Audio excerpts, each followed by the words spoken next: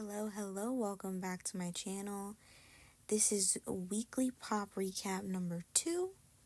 So let's get right into it. Let's talk about Wicked. Wicked has captured everybody's minds for the last half of this year. And apparently it's coming out at the end of this month. So a lot of people are happy about that. We are going to be able to watch Wicked at home in 6 days. Holy shiz, let's flow. Wicked, Universal, and the director John M. Chu just announced that Wicked is going to be available to watch at home on December 31st. We are getting it this year. I did not think I was going to be able to sing Wicked in the comfort of my own home and watch those scenes on repeat literally so soon, but I'm so excited. Here are the details. You won't be able to just stream it with one of the accounts you already have. It'll be available to own or rent on December 31st. Universal themselves listed many of the places you'll be able to do this: Apple TV, Prime Video, Fandango, and so on. And here's how much it's going to be. I looked on Prime Video and Apple TV, and you're already available to pre-order it for $30. And I know that sounds a little crazy for a movie, but this is to own it, not to rent it. So for 30 days, if you watched Wicked once every single day for 30 days, you will have paid $1 a day. Or if you watched it once every 60 days, you'd pay 50 cents a day, and that feels worth it to me. There were tons of people in the comments of this promo saying how they still wanted to see it in theaters and this felt too soon, but have no fear. Wicked commented that you will still be able to go see it in the theaters and own or rent it at home. So if you had plans to go on New Year's Day, please don't worry. You can still go see it in theaters, and you must, because it is an unmatched experience. So do that first, and then we can watch it at home as many times as we want, starting December 31st. Zendaya is the new face for Louis Vuitton's campaign, and she looks great. She looks amazing. She's a model, she's an actress, and it's deserved. Beyonce performed at the NFL halftime show, and I talk more about it in another video. But please like, share, and subscribe. Thanks. Luigi. I mean, they literally brought this man back to New York with a swarm of armed men. For what reason, I don't know. The man's not going anywhere. And they keep holding on to him. He's not going anywhere.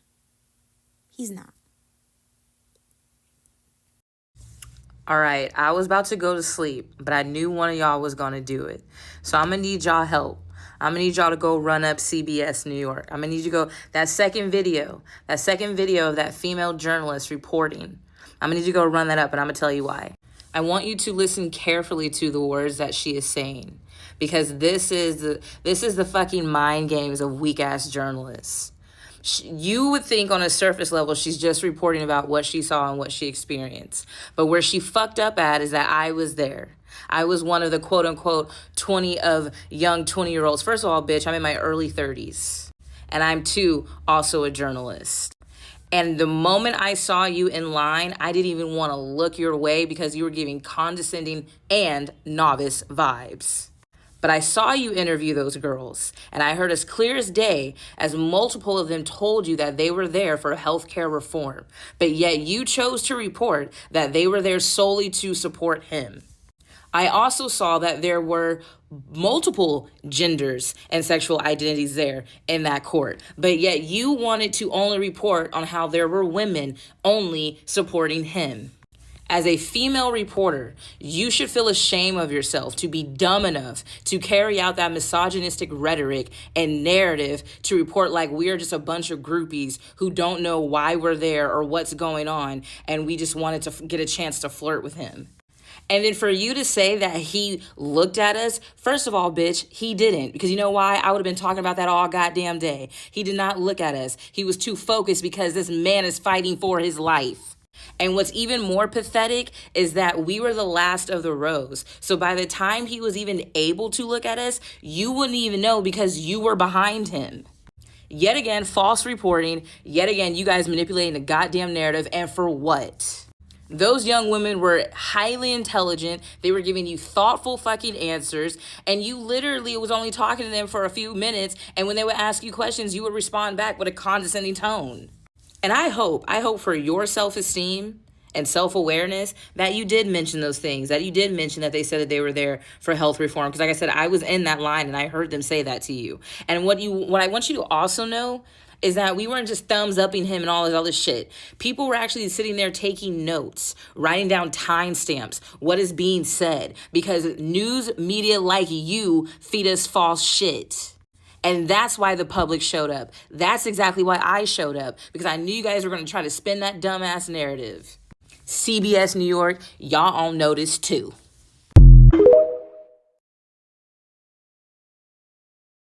Let's move on to some TV. Dune Prophecy ended last Sunday, and it was a good finale. I think this series is a good add-on to the Dune trilogy. I mean, if you've seen Dune, it is amazing. Obviously, it's from books, so it's very highly detailed. The 2 movies were great, so everybody was pretty skeptical about this, but it turned out to be really good. Also, the Christmas Day parade happened. Listen, Alfonso and Julianne did a great job. But in all honesty, this was a bit boring. Yeah, it was boring. I had no idea there was a Freaky Friday sequel. No idea. I don't know. And apparently there's a new Bachelor.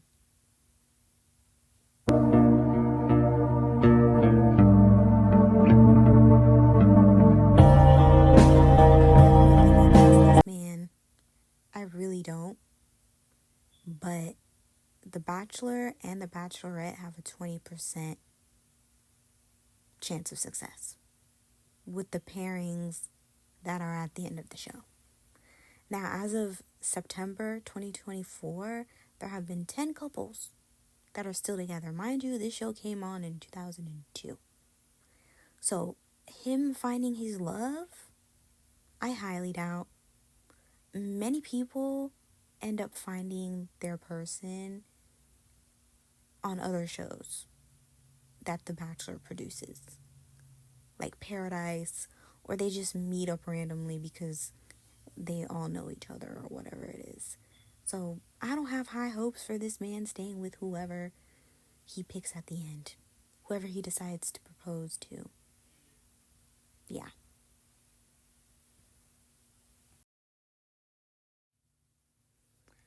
Us Weekly has put out a list of internet best boyfriends of 2024. Jonathan Bailey is number 1, and I understand it. Paul Mescal is number 3. I also understand it, but I don't think people are keen to him, but I feel like females are. And then Josh O'Connor and Mike Feist are number 5 together.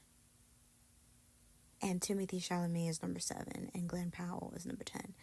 I mean, I'm not mad at the rankings here.